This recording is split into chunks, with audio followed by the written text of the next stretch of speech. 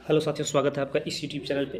तो साथियों, इस वीडियो में क्लास 10वीं का हम लोग यहाँ पे जो सोशल साइंस है, सामाजिक विज्ञान किताब है, उसके अंडर में जो अर्थशास्त्र इकोनॉमिक्स है उसके टॉप 5 वीवीआई क्वेश्चन देखेंगे। और साथियों, ये सभी टॉप 5 जो क्वेश्चन है आप इसको देख लीजिए, क्योंकि आपके बोर्ड परीक्षा में ऐसा ही प्रश्न पूछा जाएगा और ये इसमें से एक प्रश्न या 2 प्रश्न या 5 भी हो सकता है, पूछा जा सकता है। तो ये सभी प्रश्न को आप अच्छे से नोट कर लीजिएगा और अच्छे से देख लीजिएगा, ठीक है। तो चलिए हम लोग बिना समय गंवाए चलते हैं क्वेश्चन के ऊपर। क्वेश्चन के ऊपर जाने से पहले अगर आप इस चैनल के ऊपर नए हैं तो चैनल को सब्सक्राइब कर लीजिए, क्योंकि अब आप लोगों को लॉन्ग क्वेश्चन का भी वीडियो देंगे, ठीक है। तो चलिए हम लोग चलते हैं क्वेश्चन के ऊपर। उससे पहले चैनल को जरूर आप सब्सक्राइब कर लीजिएगा और दोस्तों के पास वीडियो को शेयर कर दीजिएगा ताकि वो भी देख सके। तो चलिए हम लोग देखते हैं पहला क्वेश्चन। तो हम लोग आ गए हैं फर्स्ट क्वेश्चन के ऊपर। तो फर्स्ट क्वेश्चन जैसे कि आप देख पा रहे होंगे, दिया हुआ है कि उपभोक्ता सुरक्षा अधिनियम 1986 के निर्माण की जरूरत क्यों पड़ी, ठीक है। इसकी निर्माण की जरूरत क्यों पड़ी है, इसके बारे में बताना है आप लोगों को। तो इसका आंसर आप इस तरीके से लिख सकते हैं। देखिए यहाँ पे दिया हुआ है, ठीक है। हम लोग इसे लिख सकते हैं कि क्योंकि उपभोक्ता लोग उत्पादकों, व्यापारियों और दुकानदारों से अनेक प्रकार से ठगे जाते थे, इसीलिए सरकार ने 1986 ईस्वी में उपभोक्ता अधिनियम पास किया। इस अधिनियम की अनेक कारणों से बड़ी आवश्यकता थी, बहुत कारण से ये कानून जरूरी था।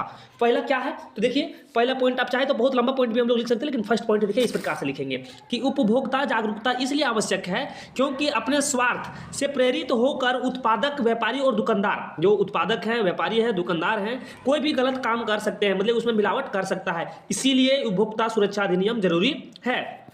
पॉइंट नंबर टू आप इस तरीके से आप नोट डाउन कर सकते हैं, ठीक है। देखिए यहाँ पे दिया हुआ है कि उपभोक्ता जागरूकता की आवश्यकता तब अधिक महसूस हुई, ये कब जब जरूरत पड़ा, तब अधिक महसूस हुई जब कुछ बेईमान व्यापारियों ने जनसाधारण के जीवन से ही खेलना शुरू कर दिया, ठीक है। जैसे घी, तेल, दूध, मक्खन, खोया और मसालों आदि में मिलावटी करनी शुरू कर दी। इससे बुरा और क्या हो सकता है। अगर मानिए सपोज कि हम लोग घी, तेल, दूध, मक्खन खा रहे हैं, यूज़ कर रहे हैं, मसालों का प्रयोग कर रहे हैं और उसमें अलग चीज़ मिला दिया जाए, ठीक है, मिलावटी करने लगे, शुद्ध नहीं मिलेगा, तो ये हमारे सेहत के लिए हानिकारक हो सकता है। कोई भी सरकार उत्पादकों, व्यापारियों या दुकानदारों की इस उदंडता को सहन नहीं कर सकता। कोई भी सरकार हो, इस जो उदंडता है, मिलावट करने वाले, इसको सहन नहीं कर सकता। इसीलिए, ठीक है, अधिक कीमत ले लेना इतनी हानिकारक नहीं जितनी कि खाने पीने की चीज़ों में मिलावट कर देना। इसीलिए उपभोक्ता जागरूकता की बड़ी आवश्यकता पड़ी, इसीलिए उपभोक्ता सुरक्षा अधिनियम की जरूरत पड़ा, ठीक है। आप इस प्रकार से आप लिख सकते हैं, ठीक है। तो चलिए साथियों हम लोग नेक्स्ट प्रश्न के ऊपर चलते हैं। नया क्वेश्चन देखने से पहले आप वीडियो को फटाफट पहले लाइक कर दीजिए, चैनल के ऊपर अगर आप नए हैं चैनल को सब्सक्राइब कर लीजिए। तो नेक्स्ट क्वेश्चन है, देखिए यहाँ पे नेक्स्ट क्वेश्चन दिया हुआ है, क्या है हमारा नेक्स्ट क्वेश्चन कि भारतीय रिजर्व बैंक अन्य बैंकों की गतिविधियों पर किस तरह नजर रखता है, यह जरूरी क्यों है। मतलब कि जो भारतीय रिजर्व बैंक है, ठीक है, और अन्य बैंक है, ठीक है, अन्य बैंकों की गतिविधि जो वो कार्य कर रहे हैं उसके ऊपर नजर रखता है, ठीक है, किस तरह से नजर रख रहा है और यह जरूरी क्यों है। ये भी यहाँ पे 2 मुद्दा उठा हुआ है यहाँ पे, इसको हम लोग इस प्रकार से लिख सकते हैं। और साथियों ये सभी प्रश्न VVI प्रश्न है, आपको बताया ना कि टॉप 5 प्रश्न में से एक तो फिक्स ही आएगा ही आएगा, अगर कहीं ये 5 में से ही 5 ना आ जाए। सभी प्रश्न को अच्छे से देखिएगा, वीडियो अच्छा लगे तो वीडियो को लाइक कर दीजिएगा और चैनल के ऊपर अगर आप नए चैनल को सब्सक्राइब भी कर लीजिएगा। और साथियों सभी प्रश्न को आप नोट डाउन करते चलिएगा, ठीक है। देखिए यहाँ पे रिजर्व बैंक, इसका आंसर हम लोग लिखेंगे कि रिजर्व बैंक अन्य बैंकों की आर्थिक गतिविधियों पर निम्नलिखित तरीके से नजर रख रहा है। कैसे, तो पहला पॉइंट लिखेंगे कि हर बैंक अपने पास जमा पूंजी की एक न्यूनतम राशि रखता है। हर बैंक अपने पास जमा पूंजी की एक न्यूनतम राशि रखता है। रिजर्व बैंक इस बात का ध्यान रखता है, ठीक है, रिजर्व बैंक इस बात का ध्यान रखता है कि प्रत्येक बैंक ने वह न्यूनतम राशि अपने पास रखती है या नहीं। मतलब बैंक जो है वो न्यूनतम राशि, मतलब कि कम से कम राशि अपने पास स्टॉक रखता है, सभी राशि को नहीं दे देते हैं, ठीक है। सपोज मानिए कि अगर आपके पैकेट में 10 रुपया है तो 10 रुपया आप नहीं उसको ट्रांसफर कर सकते हैं, ठीक है। मतलब कि 10 रुपया किसी को आप नहीं दे सकते। अगर एक बैंक आप है तो उसका कुछ हिस्सा आपके पैकेट में ही होना चाहिए, उसके बाद आप दीजिए।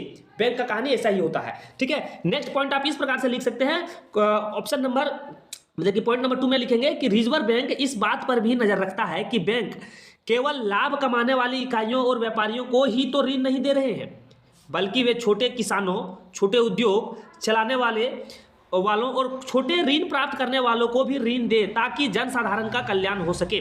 रिजर्व बैंक इस बात के ऊपर भी नजर बना के रखा हुआ है कि लोगों को सिर्फ जो कमर्शियल लोग हैं उन्हीं को ये लोन नहीं दे, किसान को भी दे, छोटे उद्योग चलाने वाले लोग हैं उसको भी दे, और यहाँ पे जो छोटे छोटे कर्ज लेते हैं उसको भी कर्ज देने का प्रयास करें। ये बात भी रिजर्व बैंक अपने दिमाग में नोट रखते हैं। नेक्स्ट है पॉइंट नंबर 3, आप लिख सकते हैं इस तरीके से कि रिजर्व बैंक विभिन्न बैंकों से यह भी निरंतर जानकारी प्राप्त रहता है कि वे किन किन को कर्ज दे रहा है, और यह कि ब्याज दर से किसी से अन्याय ना हो सके और कोई ठगा ना जाए। ठीक है, ये बात यहाँ पे जो नोट किया गया है, कहता है रिजर्व बैंक जो है इस बात को भी अपने दिमाग में नोट करके रखता है, जानकारी रखता है, निरंतर जानकारी प्राप्त करते रहता है सभी बैंकों से कि जो आप कर्ज दे रहे हैं किन किन को कर्ज दे रहे हैं, किसको किसको आप लोन दे रहे हैं, और किस कैटेगरी वाले को भी आप लोन दे रहे हैं। ये सभी बात को रिजर्व बैंक अपने पास जानकारी प्राप्त करते रहते हैं। ठीक है, तो साथियों इस प्रकार से आप अपना भारतीय रिजर्व बैंक अन्य बैंकों की गतिविधियों पर किस तरह का नजर रखता है इसको आप लिख सकते हैं।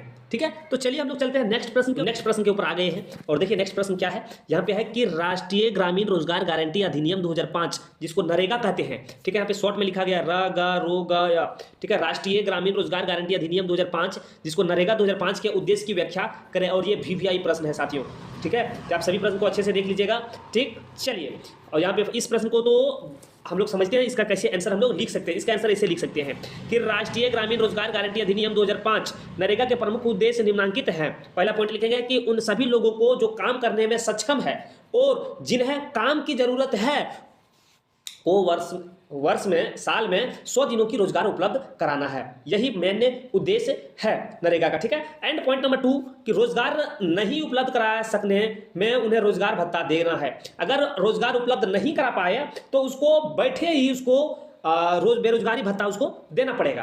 तीसरा पॉइंट आप लिखेंगे कि गरीबी रेखा से नीचे रहने वाले लोगों की आय में वृद्धि कर उनके जीवन स्तर को ऊपर उठाना है। तो देखिए साथियों कि नरेगा में वही लोग काम करते हैं जो गरीबी रेखा में आते, या तो गरीब हैं या गरीबी रेखा के अंडर में आते हैं। ठीक है, जो गरीबी रेखा का बिलो पॉवर्टी लाइन के अंडर में नहीं भी आते हैं गरीबी रेखा के अंडर में, लेकिन वो भी जो गरीब है तो गरीब तबका है भी। ठीक है, वही कार्य करते हैं इसमें।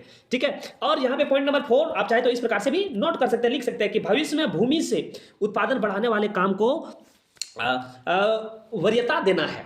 ठीक है, तो राष्ट्रीय ग्रामीण रोजगार गारंटी अधिनियम का ये जो शॉर्ट आंसर जो हम बता रहे हैं आपको, इसको आप अच्छे तरीके से देख लीजिएगा। ठीक है, चलिए हम लोग देखते हैं। तो चलिए आगे हम लोग नया प्रश्न देखिए। यहाँ पे दिया हुआ साथियों क्या है कि दिया हुआ है कि तृतीय क्षेत्रक अन्य क्षेत्रक से अलग कैसे है।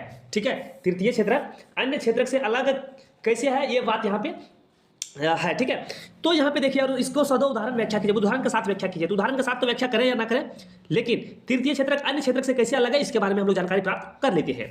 देखिए तृतीय क्षेत्रक में जो क्रियाएं होती है वे प्राथमिक और द्वितीय क्षेत्रक में सहायता करती है।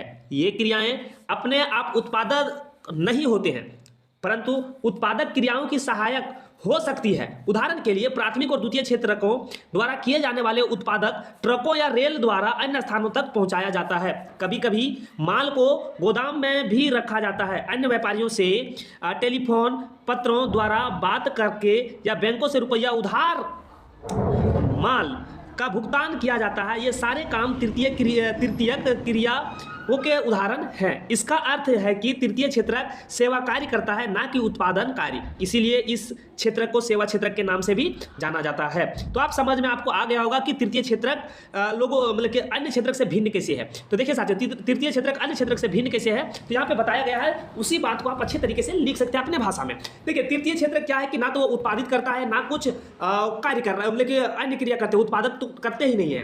क्या करते हैं कि अगर मतलब प्रथम प्राथमिक क्षेत्रक और द्वितीय क्षेत्रक में उत्पादित जो भी वस्तु हुआ उसको एक जगह से दूसरे जगह पर ले जाना, मतलब कि ट्रांसपोर्ट वाले जितने भी कार्य होते हैं वो है आपका तृतीय क्षेत्र के अंडर में आते हैं। जैसे रेल जो है एक जगह से दूसरे जगह माल को पहुंचाता है, कच्चे माल या कुछ भी हो वस्तु को एक जगह से दूसरी जगह पहुंचाता है। ट्रक भी यही कार्य करता है। ठीक है ना, तो तृतीय क्षेत्रक उम्मीद है कि आपको समझ में आ गया होगा। तृतीय क्षेत्रक अन्य क्षेत्रक से भिन्न कैसे, ये भी आपको समझ में आ गया होगा। चलिए हम लोग चलते हैं नेक्स्ट प्रश्न के ऊपर। नेक्स्ट प्रश्न आप देख पा रहे हो यहाँ पे दिया हुआ है कि संगठित और असंगठित क्षेत्र की रोजगार परिस्थितियों की तुलना करें। मतलब कि संगठित क्षेत्रक और असंगठित क्षेत्रकों की रोजगार परिस्थिति में तुलना करना है। तो सबसे पहले हम लोग यहाँ पे इस प्रकार से इसकी तुलना कर सकते हैं कि संगठित और असंगठित क्षेत्रकों की रोजगार परिस्थिति की तुलना इस प्रकार से बीच में आप चाहे तो एक कॉलम दे दिए, एक साइड संगठित लिखिए, एक साइड असंगठित लिखिए। ठीक है, या फिर आप इस प्रकार से भी लिख सकते हैं। पहला पॉइंट है कि जो यहाँ पे परिस्थिति की तुलना कर रहे हैं कि पहला पॉइंट हम लोग लिखेंगे कि संगठित क्षेत्रक में जबकि विशेष नियम का पालन होता है जिसके कारण श्रमिकों के हितों की रक्षा हो जाती है, परंतु असंगठित क्षेत्रक में ऐसा किन्हीं विशेष कानून का पालन नहीं होता है। ठीक है, आगे है नेक्स्ट पॉइंट कि संगठित क्षेत्रक में श्रमिकों को उचित वेतन और वह भी ठीक समय पर मिल जाता है, परंतु असंगठित क्षेत्रक में ऐसा नहीं होता है।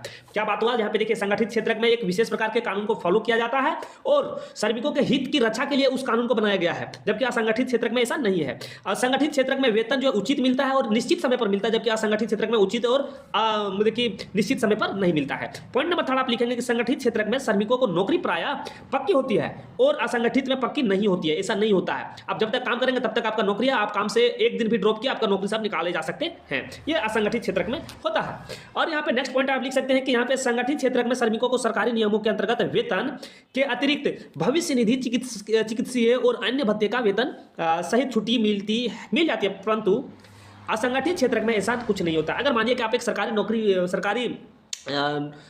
नौकरी करने वाले लोग हैं तो आपको तो ये सभी मिल रहा है, लेकिन जो सरकारी नहीं प्राइवेट सेक्टर में काम करते हैं उसको तो ये सब तो नहीं मिलता है, ना तो उसको चिकित्सक सुविधा और यहाँ पे भविष्य निधि भी नहीं मिलता है, ये सब कुछ नहीं मिलता है। ठीक है, नेक्स्ट है यहाँ पे नेक्स्ट पॉइंट आप चाहे तो इस प्रकार से भी लिखेंगे कि संगठित क्षेत्रक में रिटायर होने के पश्चात पेंशन आदि मिलती रहती है, जबकि असंगठित क्षेत्रक में ऐसा कुछ नहीं होता है। ठीक है, तो आप उम्मीद करते हैं कि साथियों संगठित और असंगठित क्षेत्रक की ये जो बात बताए हैं इसको आप अच्छे तरीके से समझ गए होंगे, नोट भी कर लिए होंगे।